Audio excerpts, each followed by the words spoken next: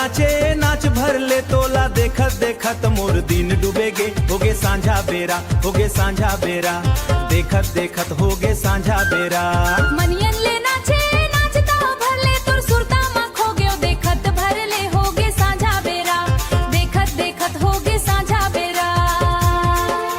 जब ले तोर अखिया भेंटाए मोर मन चिरैया बन उड़ी जाए, तोर हंसी मा चंदा के उजियारी, तोर बात मा बस गे मोर जिनगानी।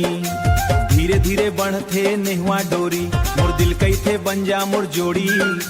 सांझा के रंग मा गूंजे माया, तोर संग नाचहूँ सांझा बेरा, होगे सांझा बेरा, होगे सांझा बेरा, देखत देखत होगे सांझा बेरा। ए हो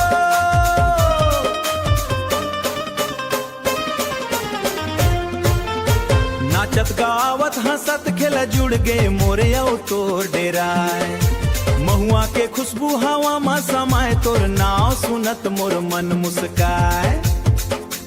ए तोर बिना मोला नींद नहीं आए, मोर सपना मा रोज तय हर आए। तोर माया लगथे चंदा के रंगी, और हाथ ला थाम ले धीरे संगी।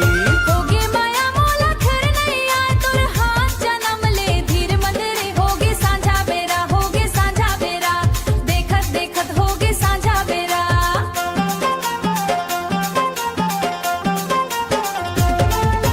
नैन मिले मन हरसाए, माया के सज के नौ डेरा। खेत खार औ नदी किनारा, तोर संग लागे स्वर्ग दुआरा। गुदुम बजा बाजे मोहरे गूंजे, दिल तोर बोल माया मोर कहानी। चांद सितारा देवे गवाही, तोर संग जिंदगी बीता हो। गांव के गली मड़ाई मेला, तोर संग हर दिन लागे सुहेला। रेंगाल रेंगाल बढ़े अपन प्रीत, सुख दुख संग मिल बांट खाबो। मोर जिंदगी के एके आस संग कटे सांस, होगे सांझा बेरा, देखत देखत होगे सांझा बेरा। माया के रास्ता संग संग बो, जन्म भर नहीं हो वो जुदा संगी।